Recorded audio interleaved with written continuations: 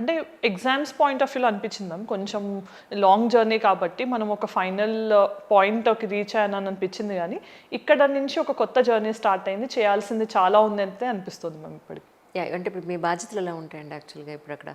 ఇప్పుడు district Panchayat officer అంటే ma'am మొత్తం మన డిస్ట్రిక్ట్‌లో ఉన్న గ్రామ పంచాయత్స్ అన్నిటిని మానిటర్ చేస్తాము, రెగ్యులేట్ చేస్తాము. So, supervise చేస్తామనమాట.